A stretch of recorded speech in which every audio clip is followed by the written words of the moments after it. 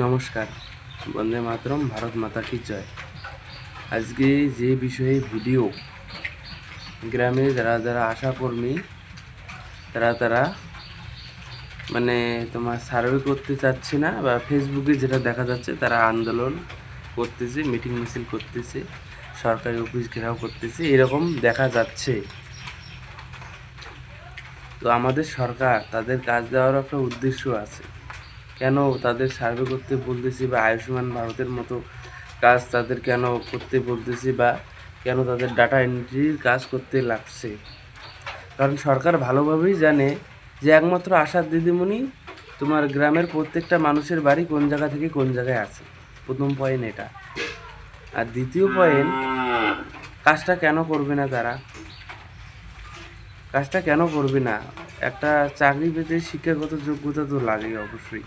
তার মানে অবশ্যই শিক্ষাগত যোগ্যতা আপনাদের ভালো আছে, তাই বলতেছে।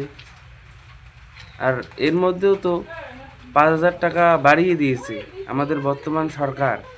আশাকর্মীদের 5,000 টাকা বেশি বাড়িয়ে দিয়েছে তাদের বেতনের থেকে। তারপরেও আবার তারা আন্দোলন করতেছে যে অন্নপূর্ণার ভাণ্ডার তাদের চাই। তাহলে অন্নপূর্ণা ভাণ্ডার 3,000 টাকা মাসে, সে জায়গায় আপনাদের 5,000 টাকা বাড়িয়ে দিল। তারপরেও আপনাদের 3,000 টাকার অন্নপূর্ণারই চাই। তাহলে একটা কথা বলাই যায়, তাহলে চাকরি মানে কি না বললেও হয় না। তাহলে চাকরি ছেড়ে দিন, বাড়িতে বসেই ওই যে মাসে 3,000 টাকা নিন, একই ব্যাপার। বর্তমান যে সমাজ, বর্তমান সমাজে অনেক শিক্ষিত ছেলেমেয়েরা পড়ে আছে, বিএ এমএ পাশ করে অনেক বাড়িতে পড়ে আছে। তারা ফুল টাইম কাজ করবে, ফুল টাইম তারাও কাজ করতে জানে, ঠিক আছে? তাদের ওই অন্নপূর্ণা ভাণ্ডারও লাগবে না, তারা ঠিকঠাকভাবেই কাজ করবে।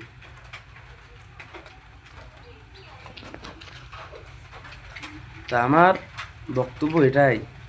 আমার বক্তব্য কাউকে যদি খারাপ লাগে তাতে আমার কিছু যায় আসে না। যেটা সঠিক আমি সেটাই বললাম।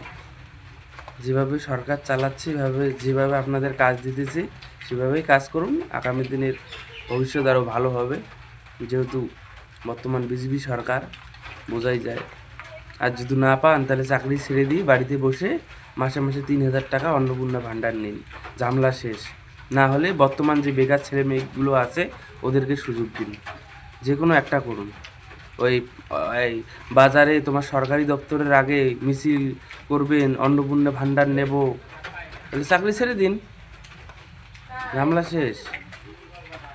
ধন্যবাদ।